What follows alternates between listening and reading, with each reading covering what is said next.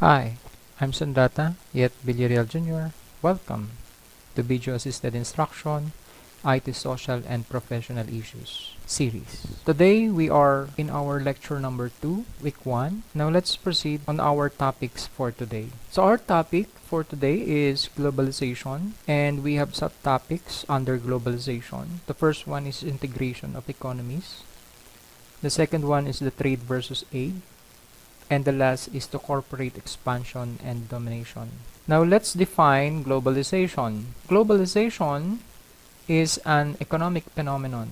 Maybe it's a social phenomenon or a cultural phenomenon. But I define globalization as opening of international borders freely. The reason of this is that until right now, globalization is something of a new in terms of each and every country. So the movement towards the expansion of economic and social ties between countries through the spread of corporate institutions and the capitalist philosophy that leads to the shrinking of the world in economic terms. It meant to say we can globalize only in terms of corporate. You're going to expand your finances, your business, your products, even in capitalization.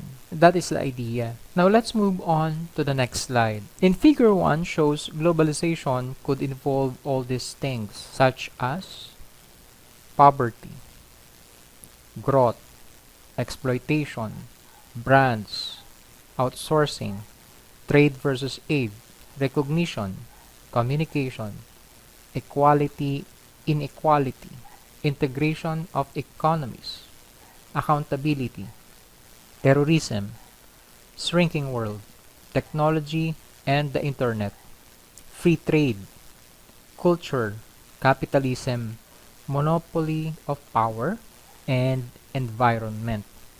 So this gave me an idea to get the meaning of the globalization. Right now, we are finished with integration of economies. Now let's move on to the second subtopic, trade versus aid. In figure 2 shows stock markets are now accessible from anywhere in the world.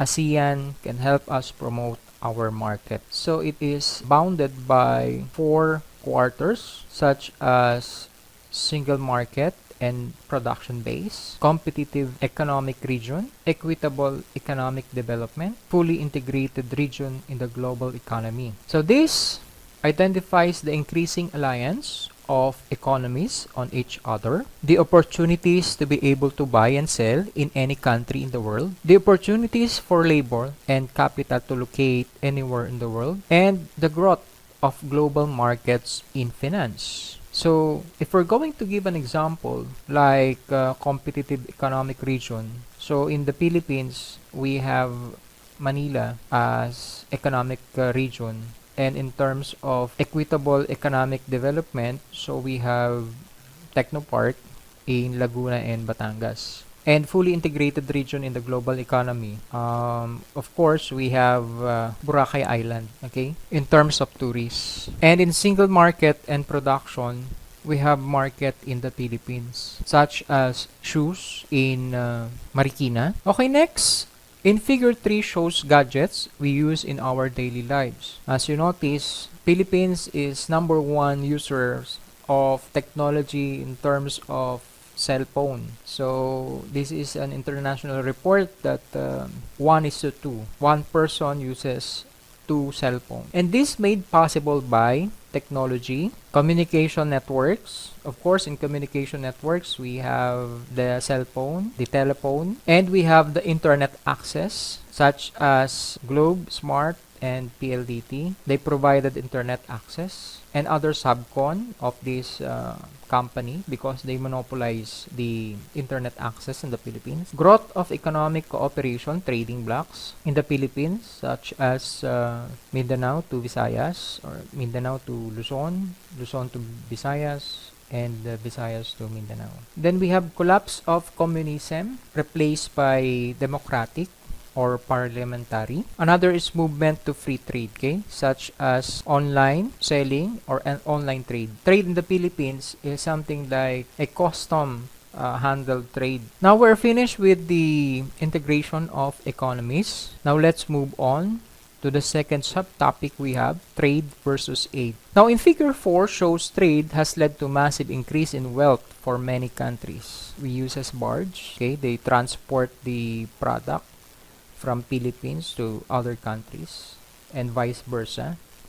And these benefits of trade, such as increased choice, much better in terms of price, the quality of the product, greater potential for growth because you can be a reseller, you can be a distributor, increase international economies of scale, you can compete with other side of the countries, greater employment opportunities. Yes, you need to hire because you want to provide or build a company even though we uses only technology. Now in figure 5 shows how far does trade help children like this. In the Philippines, 7 kids already and still the mother is pregnant. Now disadvantages of trade is that it increase in gap between the rich and the poor. Why? Because poor or doesn't have exact financial to support themselves. Another is if you are poor, you cannot pursue your willingness to learn or to educate in school because there are plenty of projects you need to buy to pass. I preferred not to get any single cents on my student. The only thing I can give to them as assurance is the education and nothing more on the ideas they have to pursue their career to help themselves. The second is the dominance of global trade by the rich northern hemisphere countries. If you have money, like here in the Philippines, they monopolize network, telecommunications, water, electricity. So if you dominate, then therefore, that is the disadvantages of some of the people pursuing to have business in the Philippines. Next, we have lack of opportunities for the poor to be able to have access to markets. If you don't have any money, you can't buy any product in the markets. That's why they lack opportunities. And the last, exploitation of workers and growers. Actually, it is been called wages. And to the educated person, we called it salary. So we're finished with trade versus aid. Now let's move on to our last topic for today, corporate expansion and corporate domination. So in figure 6 shows no matter where you go in the world, certain business will always have a presence like McDonald's and Coca-Cola.